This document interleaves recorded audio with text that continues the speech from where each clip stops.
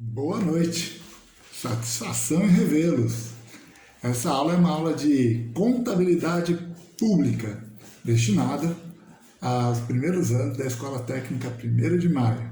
Quem fala aqui, professor Davi.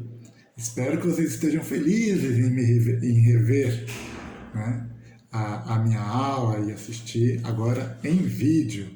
Oportunidade para todos, perfeito? Para alunos e ex-alunos e quem tiver interesse. Estamos aí sempre à disposição. Não esqueça, se possível, deixar um like, fazer um comentário positivo. E se for um comentário negativo, que tenha carinho ao escrever esse comentário negativo, sempre naquela questão propositiva.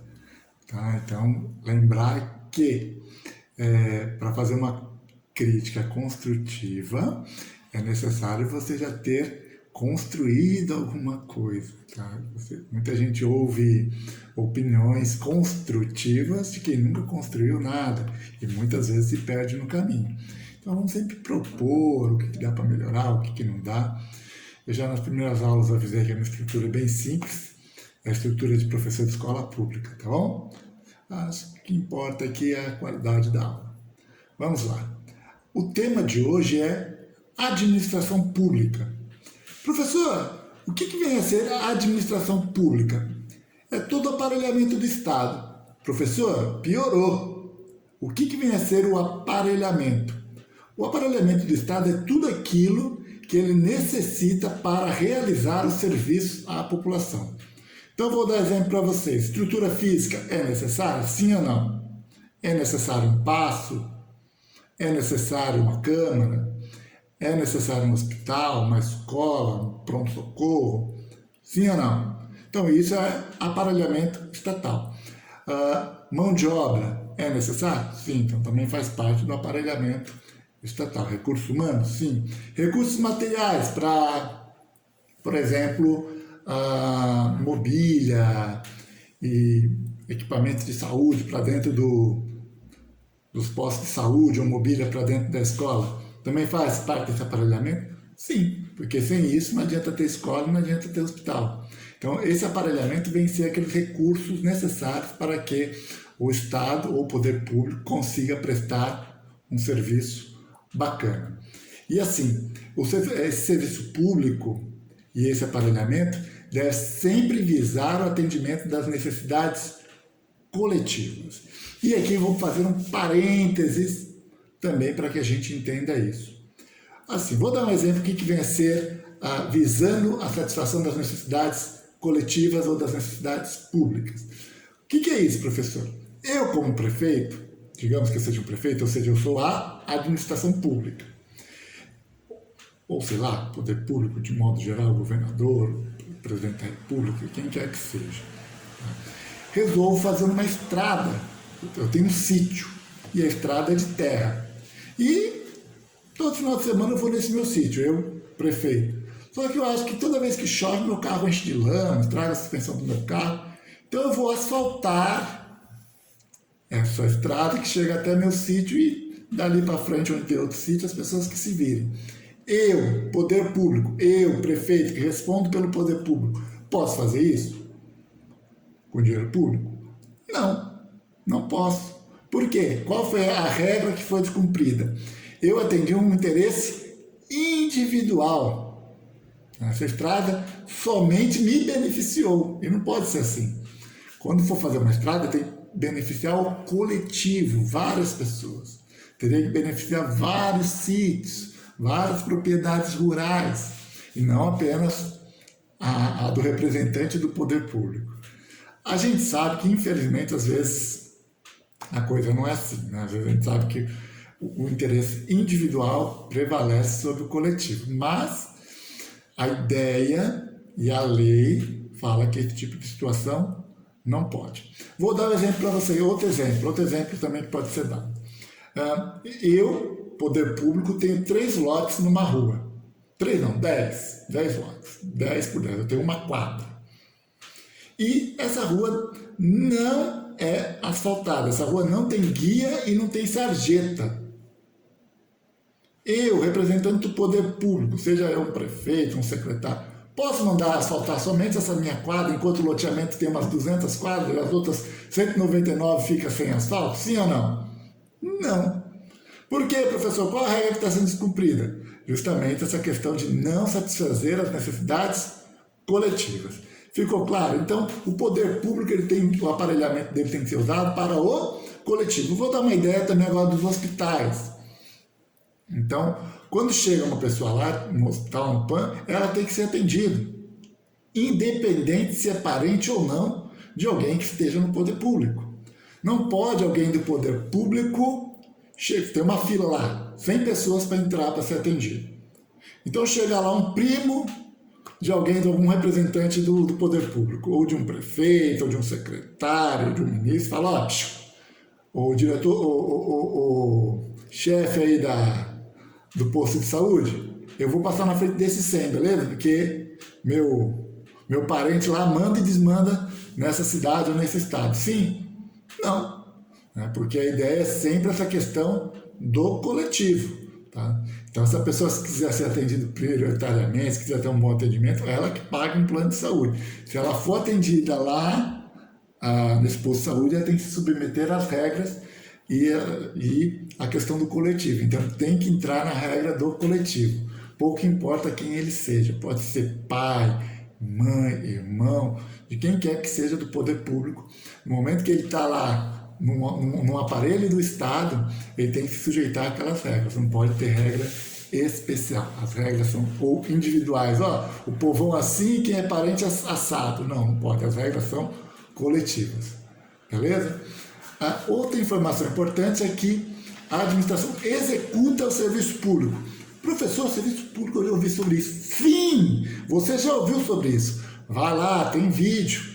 Aqui no meu canal tem vídeo falando sobre a importância do serviço público, os tipos de serviço público, como é que funciona. Muito importante. Então tem que deixar bem claro quem executa o serviço público é a administração pública. Porque ela considera indispensável a existência para o funcionamento dessa questão da administração pública. Vou dar um exemplo para vocês, para que essa coisa ficar mais fácil. Como é que ela executa esse serviço público? Então, assim, você, cidadão, paga tributo, a administração pública recolhe esse tributo e te devolve em forma de serviço.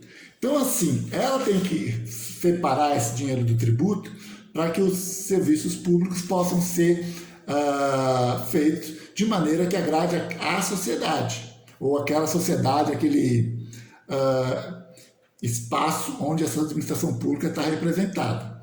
Então, assim, o poder público pega esse dinheiro do tributo e fala, X vai para a educação, então ela vai investir em professor, vai investir em escola, em mobília, em merenda, em uniforme, então vai ser pago. É um serviço público, escola.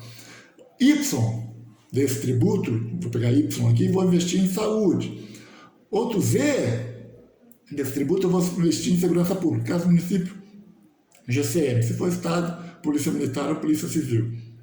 Então, dependendo do tipo de ente, essa administração pública vai pegar e vai destinar esse dinheiro. Então, ela que executa. O que ela quer dizer com isso? Porque assim, não existe uma regra, galera. Não existe regra no orçamento, a gente vai ver. Por exemplo, a educação tem que ter 25% na questão do município. O município não tem opção, tem que aplicar nisso. O dinheiro que ele destina também nesse tributo tem que ser 5%, são 5 ou 6% para o Poder Legislativo. Então, tem alguns tributos, algumas verbas tributárias que são carimbados. Mas, assim, quem pega dinheiro 25% leva lá para a educação e executa, ou seja, quem compra material escolar, quem faz as benfeitorias na escola, quem constrói a escola, quem faz a licitação, quem executa é o poder público, é a administração pública. Então, a administração pública é responsável por fazer essa gestão do serviço público. Então, ela que tem o dinheiro, ela que gera. Então, pode ser que o município, em vez de gastar 25, que é o que está na lei, pode gastar 26, 27. Pode gastar 24? Não. Pode gastar mais, nunca menos. Perfeito? E pode ter outro município que fala, eu acho que no meu caso, na minha cidade, Por mais que a lei fale que o valor é menor, mas eu acho que tem que investir muito em saúde. Então pode pegar 20% do que tem lá de tributo e aplicar em saúde? Pode. Se achar que a demanda da população deles é essa, pode. Outro município pode falar, vou gastar 25% de segurança, vai faltar para os outros serviços públicos. Mas se de repente for uma cidade violenta, se de repente for uma cidade que já tem serviço de saúde exemplar ou educacional exemplar, é ela que vai pegar esse dinheiro do tributo e vai executar da maneira que ele acha que a população acha que é necessário. Perfeito? Mesmo as verbas tarimbadas, que tem o valor mínimo que vai pegar esse tributo para aplicar nesse serviço público, quem faz a execução desse dinheiro é sempre o poder público. Espero que tenha ficado claro para vocês a importância da administração pública. Então, na hora que nós elegemos um administrador público, por isso que ele é eleito, que ele vai pegar, literalmente, ele tem o cofre. Ele que está com o dinheiro do tributo. E ele que vai executar. Então, se ele não for uma pessoa honesta, as licitações vão ser todas mal feitas. Como assim mal feita, professor? Não é licitação? Sim. Mas você pode superfaturar uma licitação. Fácil. Você combina com 2, 3, 4 empresas. O valor da obra, teoricamente, vai a 100 mil. Eu posso falar para todo mundo colocar 160. Eu coloco 110. A empresa ligada a mim, que sou representante do poder público, pago 100 para a empresa, fico com 10 e ainda falo que eu paguei mais barato. É uma coisa muito simples de se fazer. Então, essa questão de, professor, não pode entrar alguém fora disso? Pode.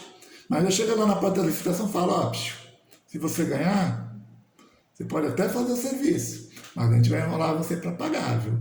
Vai cair para resto a pagar, existe um monte de manobras contábeis possíveis para enrolar o pagamento. Tá? Então, é uma coisa bem complicada, por isso a importância de ter bons gestores públicos no comando da administração pública. É importantíssimo. Tá? A gente viu muito essa questão também de Odebrecht, OAS, acho que todo mundo já está entendendo como esse tipo de coisa funciona. Tá? E para onde é que vai esse dinheiro a mais? Perfeito? Então, a gente vê gestores aí ganhando 15, 20 mil, todo mundo com lancha, com BMW, com imóveis valendo milhões, e eu garanto para vocês, com 15, 20 mil por mês, que é o salário da média dos gestores do país, não dá para fazer isso. A maioria dos prefeitos do país ganha entre 15 e 20 mil. Eu asseguro para vocês que não dá para comprar lanche. Só para manter uma lanche dentro de uma marina dessa aí é 3 mil. Então, dependendo da lancha, custa até mais. Então, não dá para ter propriedade de milhões, salvo se antes de ele entrar na administração pública ele já era rico, ele já era milionário. Falar que você enricou com salário de prefeito, não existe, não é possível, não dá. Perfeito? Você comprar imóveis que valem milhões, não dá. Então, por isso, a gente, como cidadãos, como eleitores, a gente tem que se preocupar com esse tipo de situação e muito. Perfeito? A questão da fiscalização, dar moral para essas entidades que são autônomas, que fazem a fiscalização do poder público, cobrar do legislativo que faça essa fiscalização da administração pública. Eles são nossos representantes também. Então, a gente representa tanto quem executa quanto quem fiscaliza. Então, a gente também tem que cobrar dos responsáveis pela fiscalização. E, além disso, tem que dar moral para essas entidades que fazem essa fiscalização extra serviço público, faz por conta própria. Perfeito? Então, está assim. Então, acho que é importante a gente colocar que o interesse público da administração encontra-se acima de quaisquer outro tipo de interesse. Tá? Então, assim, primeiro, interesse público, sempre, tá? Para a administração pública. Depois, outros interesses, mas primeiro, o interesse do coletivo. Outra coisa também importante, sempre quando o poder público coloca à disposição um serviço público, esse serviço ou essa atividade tem que ser contínua. Vou dar um exemplo para vocês. Eu não posso abrir uma escola hoje, aí fica fevereiro, março, abril, depois fecha. E depois fica agosto, setembro, outubro. Não posso fazer isso. Uma das ideias do serviço público e da prestação e dessa execução que é feita pela administração pública é a continuidade. A mesma coisa no pronto-socorro. Mas, professor, eu já vi um pronto-socorro fechar? Já, mas o que eles fizeram foi jogar a turma desse pronto-socorro para outro lugar. Né? Teve até um exemplo aqui numa cidadezinha do Atlântico Sul, né? Esse tipo de coisa já aconteceu, né? E o motivo não foi nada nobre, né? A gente viu que, infelizmente, as pessoas estavam entrando para roubar funcionários dentro desse posto de saúde e a maioria dos profissionais não queriam mais trabalhar lá. E a administração pública, para vez de resolver o problema da segurança, achou melhor tirar o posto de saúde. Ou seja, é uma piada pronta. Se contar isso para um estrangeiro, a pessoa simplesmente não acredita. Perfeito? E a administração pública tinha até tentado colocar um segurança, o problema é que quando o ladrão lá entrou, roubou o segurança e roubou os funcionários. Né? Então, é piada pronta. Tá? Se contar, ninguém acredita. Mas vamos tocar o barco aqui. Outra coisa também que a gente fala da administração pública é que não há liberdade pessoal. O que é isso? A administração pública só pode fazer aquilo que está escrito em lei. Sério, professor? Sério. Vou dar uma ideia para vocês. Um bom exemplo para vocês. A administração pública fala, não pode andar de sunga na rua. Tá? Quem for andar de sunga na rua, eu vou multar. Ela pode fazer isso? Se não tiver na lei, uma lei que fala, é proibido a pessoa andar de sunga no meio da rua, que vai gerar multa, a administração pública não tem o que fazer. Porque tem que estar descrito em lei. A mesma coisa policial. O policial só pode pegar alguém, um ladrão, porque está falando, se for flagrante delito, crime de roubo, tal, né? Essa prisão pode ser feita pela polícia militar, o flagrante delito, o pedido, o mandato de busca e apreensão, tal, pode ser feito pela polícia militar. Mas por quê? Porque existe uma lei que fala que se alguém praticar roubo, ele está sujeito à prisão. É isso. A mesma coisa do cara da sunga. Se de repente algum município colocar uma lei, essa lei for aprovada e for considerada constitucional, que é outro problema que também tem que ser visto, esse cara vai pagar uma multa? Vai. Então a prefeitura pode cobrar uma multa caso essa lei seja considerada constitucional. Mas e se não tiver? A prefeitura pode multar porque achou feio? Então o agente público, o poder público só pode fazer aquilo que está descrito em lei. Então é isso que não há liberdade pessoal. Enquanto a administração particular é lícito fazer tudo aquilo que a lei não proíbe. Por exemplo, vou dar um exemplo. Digamos que eu tenho um hotel e tem uma placa lá de 3x4. Se eu quiser colocar uma placa de 15 metros, couber nessa placa de 15 metros, por 2, eu posso fazer isso? Eu, como particular, dono do hotel? Posso. Por quê? Porque não tem nenhuma lei que me proíba fazer isso. É óbvio que eu vou pagar um imposto maior, mas eu não vou pagar uma multa ou uma penalidade por estar fazendo isso, porque não existe lei que proíbe colocar placa. Agora, se nessa cidade está falando, o limite das placas é uma placa 3x4. Passou disso, a placa deve ser arrancada e deve ser multada. Se tiver uma lei falando isso, o poder público pode multar se eu, de repente, quiser colocar uma placa maior? Pode. Tá? Inclusive, em São Paulo foi feita uma lei há tempos atrás, aí, que era justamente para fazer essa questão da limpeza visual. Tinha muita poluição visual, a cidade estava toda cheia de placa, de ponta a ponta, e realmente era uma coisa horrorosa. Então diminuíram o tamanho das placas, meio que fizeram um ordenamento aí. Perfeito? Professor, tinha uma placona, diminuiu o tamanho da placa, vou diminuir o tributo? Óbvio que vai. Mas vai ter que tirar a placa? Vai ter que tirar a placa. Tá? É óbvio, se tiver uma lei, você vai ter que tirar a placa, se na lei está falando que você vai ter que tirar a placa. Aí você não tem essa opção. Perfeito? Então, é isso. Então, no final aí do textinho que eu passei para vocês, deixando bem claro que isso é só um norte, vocês vão ver que é bem resumido, quando a gente fala de administração pública, ele meio que faz, o último parágrafo, ele faz um resumo, né, do que foi dito acima. Então, quase sempre assim, você começa falando tal, e o último parágrafo meio que faz uma síntese, e ele fala que a administração pública satisfaz as necessidades coletivas de forma direta, ou seja, presta o serviço para o cidadão diretamente, contínua, aquela situação que eu falei para vocês que não pode começar e depois abandonar, e com sujeição ao ordenamento jurídico, aquilo que eu também acabei de falar, explicar para vocês, que a administração pública pode muito, desde que esteja descrito em lei. Enquanto a administração particular, a pessoa que é particular, sujeito particular que não tem nada a ver, ele pode fazer qualquer coisa que a lei não proíba. Então, se eu quiser dançar no meio da rua, eu posso. Se eu não atrapalhar o trânsito, eu posso. Se eu quiser dançar no meio da calçada, eu posso? Eu posso. Se não existe uma lei que vai me impedir de fazer isso, eu posso fazer isso.